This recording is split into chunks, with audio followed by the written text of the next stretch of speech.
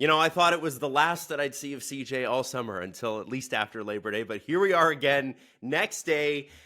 Chris, we finally have an idea of what's going to happen between Edmonton and St. Louis when it comes to the offer sheets. Broberg and Holloway are officially St. Louis Blues, but there was a trade, a lot to break down. So let's start with this. We haven't had a lot of offer sheets accepted in the last little bit. Can you remember the last time that an offer sheet was not only accepted but then followed through on? The team didn't match. Yeah, I guess it would be Kotkaniemi, who went from Carolina or Montreal to Carolina a couple of years back. But the idea that we have two players moving to the same team in one stroke, I mean, this is definitely a different use of this mechanism.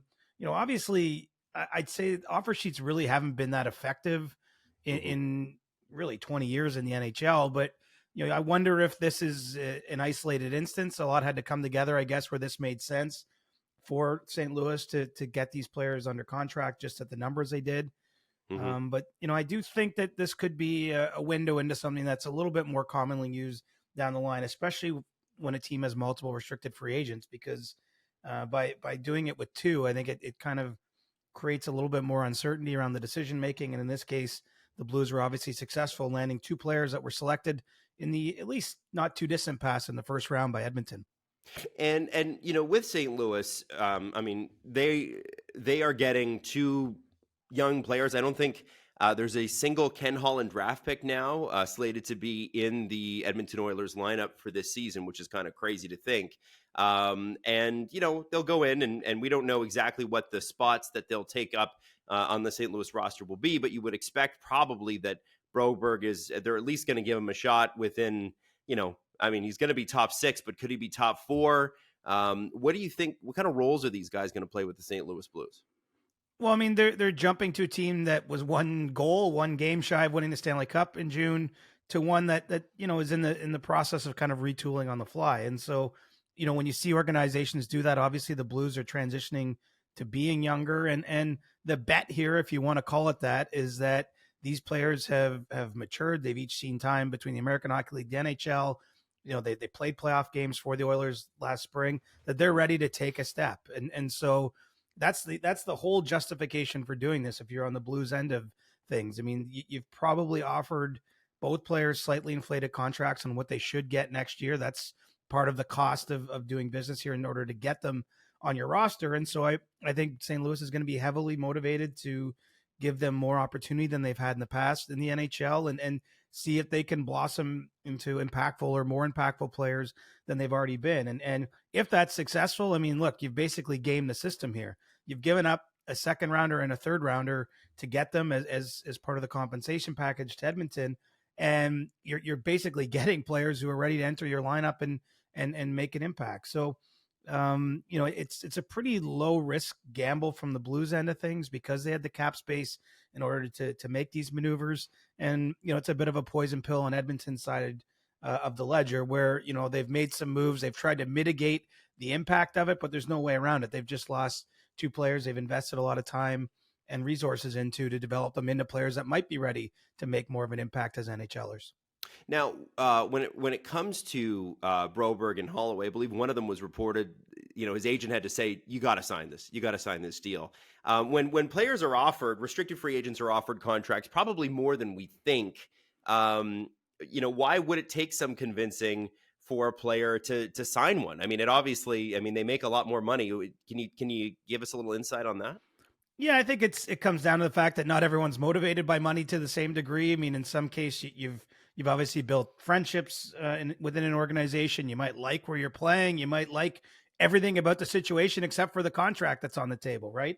And in this case, obviously, Dylan Holloway was a fairly regular member of the Oilers last year. I'm sure he knows how close that team is and was to winning a Stanley Cup. So I'm sure there's some mixed emotions in this, but from a financial standpoint, it's kind of a no-brainer. Yeah. Broberg spent most of last year playing in Bakersfield, where he was not earning very much money because he was still on his entry-level deal. Now he's going to make almost $4.6 million on his new deal annually. So, I can understand sort of some of that push and pull, and frankly, that's part of the offer sheet mechanism. I don't know how often players are like actually offered offer sheets, if that makes sense. But I certainly know a lot of agents go around and have conversations with other teams where they may, point out that they have a certain restricted free agent client who could be, a potential target for one. A lot has to come together. The player obviously has to want to sign it, has to maybe put aside some of those feelings, and ultimately decide it's the best thing for his family or his future, to take on, a contract like that. But you're kind of, you know, it's perfectly legal under the CBA. There's nothing wrong with this, but from if you think about it from a personal standpoint, you're putting your old boss in a tough spot if you're maybe forcing them to want to have to sign you to a contract that's above your market value. And I think it just goes without saying. Some players probably have no problem with that. They're like, hey, this is business. This is how it operates. Whereas others might be a little more conflicted when making those decisions. When Cody Ceci moved, we thought that the Edmonton Oilers were probably going to match at least one of those contracts, or at least that was the assumption a lot of people made. Because if you haven't traded Cody Ceci to this point in the summer, it seems awfully connected to what the St. Louis Blues just did. They offer sheeted these two players. Cody Ceci gets moved to San Jose. I'll never forgive Mike Greer for letting Edmonton off the hook. And even so, Edmonton still obviously didn't match either of those offers. The Cody Ceci element of this, was this connected, or was that deal already in place and that was going to happen and it just hadn't happened yet? No, it's definitely connected. I mean, look, Edmonton was put in a tough spot here. They were given 7 days to make decisions on Broberg and Holloway and their contracts. I think that's obviously sent them to the marketplace. They went and traded for Vasily Podkolzin from Vancouver. It was a forward that they think, given maybe a fresh start, could become the kind of player he was once tabbed to be when Vancouver selected him. And then they go make the Cody Ceci deal, which of course the focus is on Ceci. He's the bigger name, been around the league a long time, played a pretty sizable role for Edmonton last year. But they're getting a player by the name of Ty Emberson back in that deal from the Sharks. And while he's not as well known of a quantity to hockey fans, he did play for Chris Knobloch with the Hartford Wolfpack a couple years ago. So has ties to the head coach, is a young, player, probably projects to be a bottom pairing kind of guy. But I think when you look at the totality of the moves here, the Oilers have created cap space. They put themselves in a position where they could have matched either or both of these offer sheets, by the time they made the moves they did. And they've also added Emberson and Podkolzin, which, maybe certainly aren't necessarily at the level, I think, where people would view Holloway and Broberg, but they've replaced them with at least younger other options to move forward with. And from a tough position to deal from, I think that all makes sense. But, I don't believe in a world where there was no offer sheets, I don't think that the Ceci trade happens, at least, right now, to San Jose. But that forced Edmonton's management's hands to have to start looking at the way that the different deck chairs could move, and that's where they landed. So Edmonton will be able to accumulate cap space throughout the season, even though it doesn't look like they have much now. That is a multiplier that every single day gets bigger and bigger and bigger. Do you expect them to add on the back end? Because frankly, you look at their line combinations right now, looks a little thin. It does, but what Edmonton's done is now they've put themselves in position, if they don't add any more, salary in between now and opening night, is they won't have to start the season using LTIR. And the reason that is significant is that means that they would accrue cap space as the season went along and be in a good spot. It's impossible to predict these things because, whether they have significant injuries as the year goes on or not.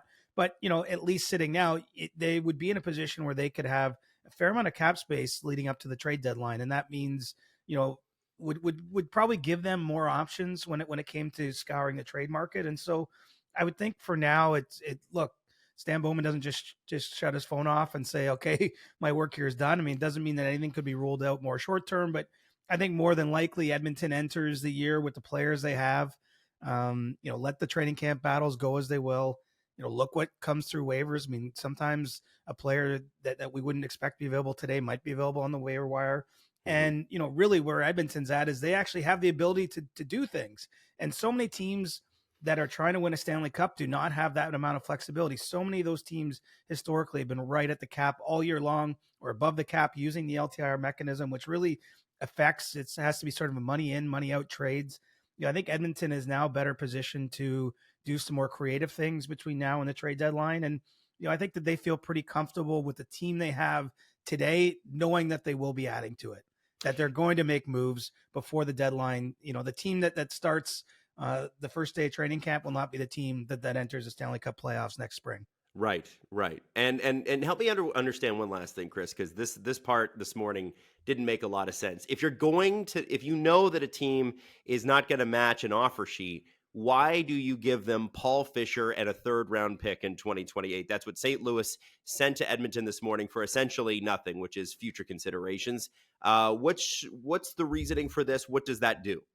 Well, the best way to describe it is that St. Louis didn't know 100% for certain that Edmonton wouldn't match the offer sheets until that inducement was included and put on the table. And so, essentially what the Blues did is they guaranteed themselves with certainty by making this second move that Edmonton would let both players walk. And 7 days ago when they put the offer sheets on the table, Edmonton was in a difficult spot. They really, at that point in time, I mean, you're allowed to go 10% over the salary cap in the summer, but reasonably speaking, they would not have been in a position to match. But after unloading Cody Ceci's contract, they were in a better situation, obviously with Evander Kane likely to start the year on injured reserve or LTIR, whichever they need. They could have matched one or both of the contracts. And so ultimately St. Louis was obviously pretty committed to getting these players, more than just what they offered them, more than just being willing to pay the compensation of a 2nd rounder for Broberg and a 3rd rounder for Holloway. So they've thrown in an extra 3rd rounder in 2028 and an unsigned prospect they have in Paul Fisher to really make the deal happen. So if we want to look at it as almost like a trade, St. Louis gets Philip Broberg and Dylan Holloway. Edmonton gets a 2025 2nd round pick and 3rd round pick, a 2028 3rd rounder, and the rights to a prospect. So I think it still comes out from if you put that through those calculators where they value what the picks are, St. Louis comes out on the better end of things just because they have more certainty in what those players can be and might be, whereas draft picks are a little bit more of a lottery ticket. But, I think under the circumstances, Edmonton, after sort of getting caught, what's the best way to put it? Pants down. Pants down a little bit. They put themselves in a tough position. I think that in the last week, the Oilers at least made a series of moves to mitigate the impact of what will be felt by losing those 2 players. I love the osmosis effect of the NBA on the NHL. A 2028 3rd round pick is either, depending on their birthday, 13 or 14 years old as of today. So I think, whatever that 13 or 14-year-old, gets selected in 2028, it's going to be very, very interesting. And that'll be a fun thing to look back on. Haven't seen a whole lot of that. So Chris, listen, seen a whole lot of you in the last 24 hours, have loved it. But I want to let you get back to your vacation. Thanks for making time this morning, buddy. Appreciate it. Let's keep it busy in August and there will be no vacation. The NHL has been pretty fire these last 2 weeks.